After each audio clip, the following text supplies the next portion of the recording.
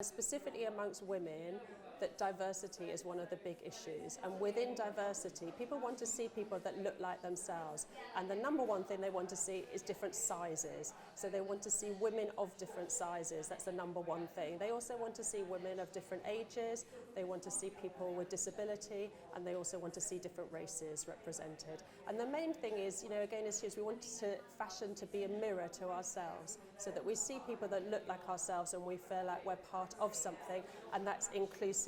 And that's specifically with younger people are feeling more about social justice, inclusivity and diversity. But also older people, specifically women, have felt a bit ignored by fashion and beauty brands, because fashion always used to be about being young, and models used to be teenage models modelling for brands for older women. But so recently women who are a bit older have been thinking, hang on, why are we invisible? We want to see ourselves as well. We don't want to maybe see a teenager representing us in fashion. So I think there's a kind of call from consumers for that, and brands are also responding. So the brands that we saw in the past, like Victoria's Secret and Abercrombie and Fitch, who really pushed a one model, one size, and were very exclusive and didn't actually want people in their space, they're feeling really old-fashioned now, and that's kind of quite a good thing, I think.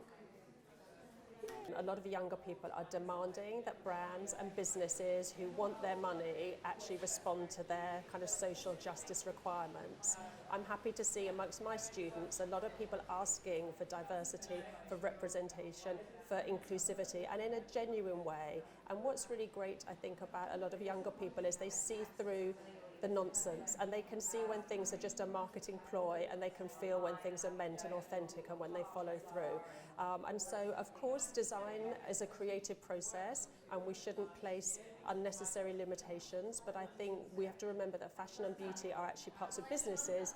As a business, for example, with marketing, you're looking, what do your customers need and want? And you should be responding to that rather than imposing a vision. But within that, there's enough space to have different designers. So we mustn't forget that there are going to be young, slim, tall women as much as there are going to be women of all different shapes and sizes. So that's not going to disappear, but it's having that range.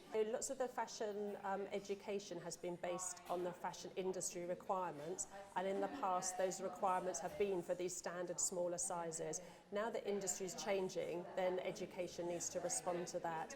And so absolutely, and I think now because we're able to produce the mannequins for fit more cheaply, that absolutely colleges should embrace working on larger sizes. Marks and Spencer's have done a collection where they actually start out with a larger size block, and they kind of base all of the pattern cutting on that, because obviously there are some specific practical implications of having larger sizes, and when you're grading up from say a sample size all the way up into the 20s, then there could be issues. So yeah, why not start out with some designs that are at a larger size?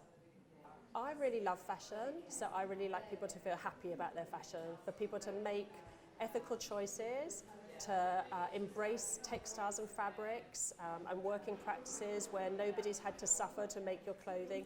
And it'd be nice to see more people making their own clothes again, reusing, recycling, swapping, all of those things that are coming on trend a little bit here. But I really want people to enjoy their fashion, and to enjoy it, I think you want it to be part of something that's a bit bigger and meaningful, and you're not relying on putting someone else down or making them feel bad for you to have your fashion.